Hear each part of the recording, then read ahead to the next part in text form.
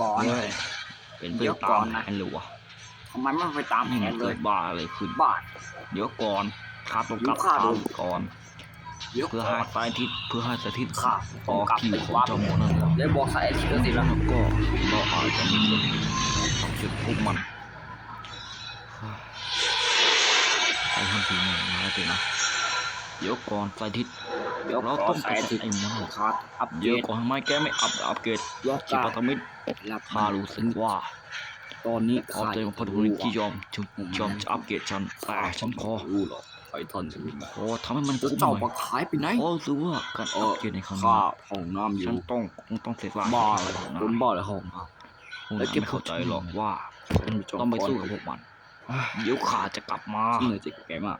ฉันรู้สึก สัญ ว่า ญาข้าสัญญา ความมิตร จะก สำ ลับ คัญ มาม ากกว่าชีวิตของแกอีกการจะต้องไปชุบชีวิต ข้า จาก ข้าจะต้อง ไอ้ กลับ เจ้าจริง ข้าต้องกลับไป เสี ต่ ย อง มั สู้ นเสียง กับสิ่งหนึ่งที่มัน รู้สึก อันต ข้าร ย ของ มาก เอาไปก่อนแล้วนะ ไททันทัพเลอร์แมน ข้าต้องไปปกป้องพวก ท่า ท่าน น ทัพเลอร์แมนจุกอัปเกรดจากพวก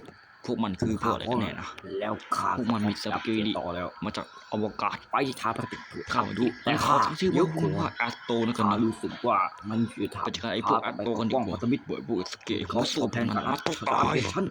โยเขาไม่รู้หรอกเอากลับท้ายกันดินั่น เดี๋ ไง ยวก่อนแก ฉันเจอแกแล้วแกกล้าดิบุกคอนจัดการเป็นงั้นเหรอ ไม่ เดี๋ยวก่อนแกดูข้างนอกคุณแหละ โอ้ไม่ แค่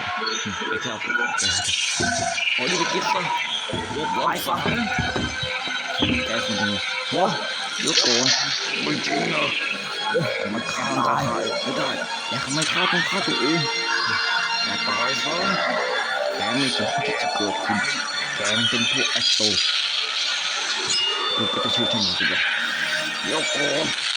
แกจะตายแล้วเราก็รอดมาสักตอนดิแกต้องตายดูดิ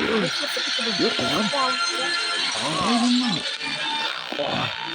ไปท่องพิกมันพวกแกกล้าข้าของจิตแอนมาแล้วแปลว่าดีไปเดี๋ยวข้ามีกูนี่ข้าจะเสียงเขาที่ทำกูเอาบนขึ้นมึงกูโย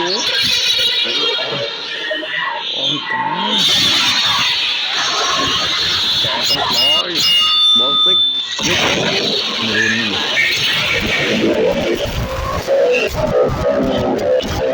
ไม่หลอกละไม่หลอกละ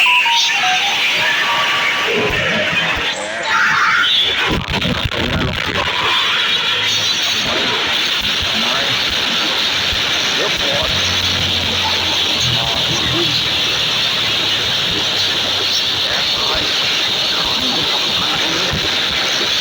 ยิงเล่นอยู่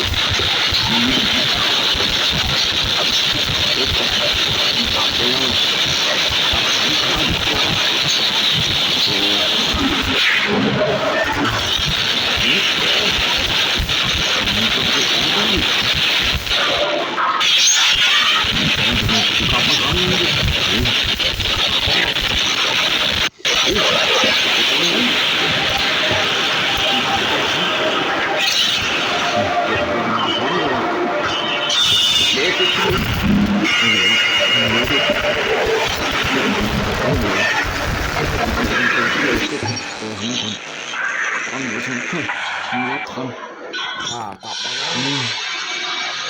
เดี๋ยวก่อน เรื่องที่เกิดขึ้น ข้าก็ไม่รู้ นี่ข้าได้ มันเกิดขึ้นข้ากลับมาแล้ว ไอ้ท่านกำลังมันอัปเกรดมันอัปเกรดทำไม แต่ ถึ เพิ่ง ง จะ จะ ก ก ลั ลั บบ มา ในศึกสงครามโอเค